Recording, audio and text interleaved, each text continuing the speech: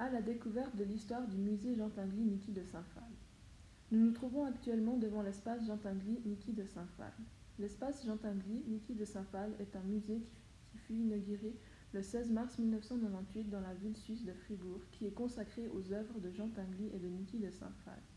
À 2 pas de la cathédrale, l'espace est un lieu magique qui rend hommage à la créativité d'un couple d'artistes mythiques du XXe siècle. L'œuvre maîtresse du musée est le monumental retable de l'abondance occidentale du mercantilisme totalitaire, réalisé pour l'exposition rétrospective à Moscou en 1990 par Jean Tinguely. Jean Tinguely est un artiste suisse célèbre pour ses sculptures animées.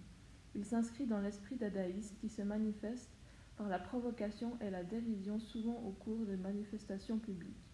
Niki de Saint-Phal se marie en secondes noces avec Jean Tinguely en 1971.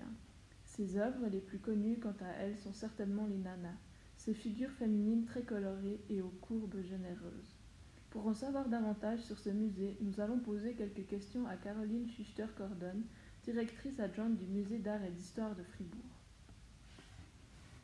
Bonjour Madame Schuster-Cordon, merci d'avoir accepté notre interview. Pourriez-vous commencer par nous dire quelle fréquentation le musée connaît-il à l'heure actuelle? Bonjour. Nous sommes ravis de votre visite et de l'intérêt que vous portez à notre musée.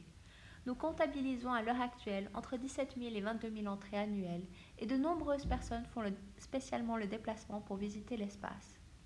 Nous constatons que ces artistes comptent toujours aujourd'hui, qu'ils inspirent et que leur travail demeure actuel. Concernant Jean Tinguely, je dirais même qu'il y a un certain regain d'intérêt depuis 10 ans.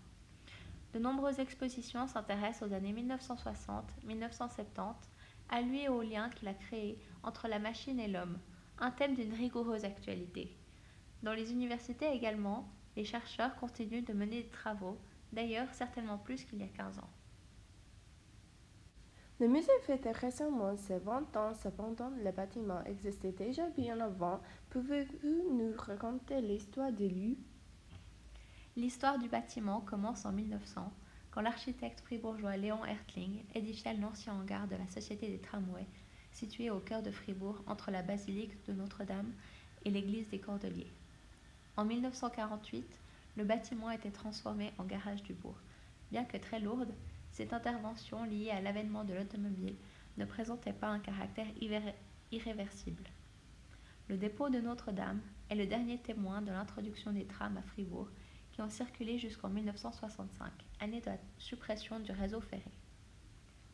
Les façades présentaient l'état de vieillissement normal d'une bâtisse centenaire. À l'intérieur, la construction en béton armé et maçonnerie de briques de terre cuite, ainsi que les structures métalliques à colonnes et profilées, avaient été lourdement touchées lors de la transformation en garage. Après être passé de l'ancien hangar de la Société des Tramways au garage du bourg, le bâtiment s'est finalement transformé en l'espace Jean Tinguely Niki de Saint-Phal, qui a été inauguré en 1998, dans lequel de nombreuses œuvres sont exposées aujourd'hui.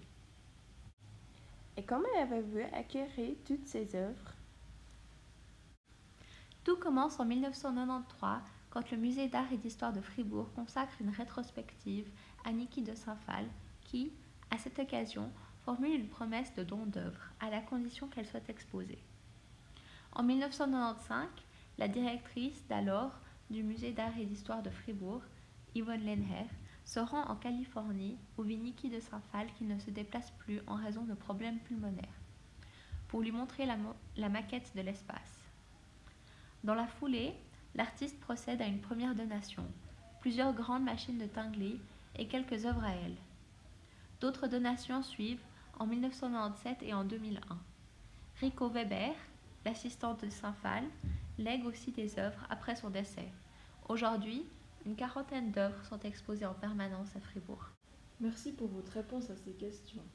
Nous vous invitons donc à visiter l'espace Jean Tinguely Niki de Saint-Phal si un jour votre chemin vous mène à Fribourg. Le musée est ouvert du mercredi au dimanche de 11h à 18h. Bonne visite!